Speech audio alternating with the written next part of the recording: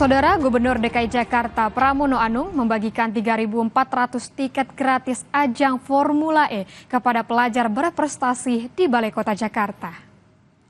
Menurut Pramono, pembagian tiket Formula E ini agar pelajar di Jakarta semakin rajin belajar.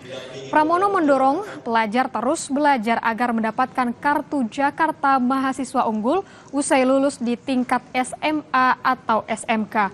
Pramono Anung juga mengajak pelajar merasakan momen duduk langsung di meja kerja Gubernur DKI Jakarta.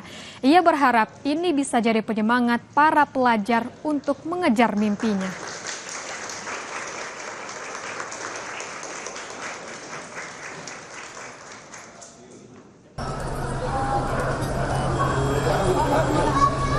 Pebalap Formula E menyempatkan diri jalan-jalan ke pusat perbelanjaan Sarinah Jakarta pada Kamis malam. Mereka kompak mengenakan batik dengan motif beragam.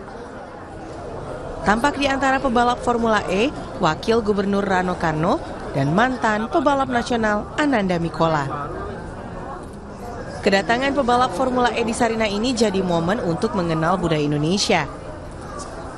Mudah-mudahan besok race-nya hari Sabtu bisa berjalan dengan bagus dan mudah-mudahan Formula E bisa continue di Jakarta.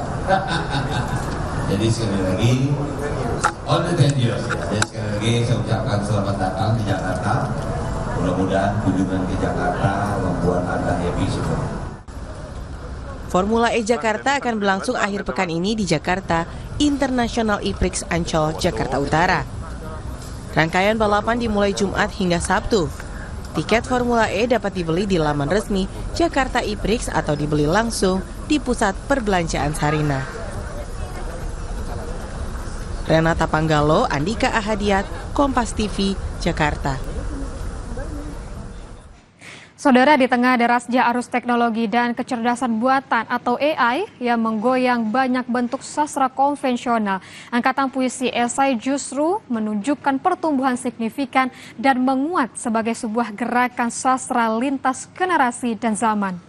Fenomena ini mengemuka dalam konferensi pers sastra di era AI dan puisi Esai Goes to Germany yang digelar di salah satu kafe di Jakarta Selatan. Hadir sebagai narasumber dua sastrawan terkemuka, Agus Sarjono dan Ahmad Gaus, serta penggagas puisi esai Denny J.A. Denny J.A. menyebut bahwa era digital dan AI mengubah landscape literasi secara global. Di Indonesia, survei LSI Denny J.A. mencatat hanya 16% masyarakat membaca satu buku sastra dalam setahun. Namun menurut Denny, berbeda dengan tren global tersebut, puisi esai justru tumbuh. Sejak diperkenalkan pada 2012, genre ini telah melahirkan lebih dari 200 judul buku.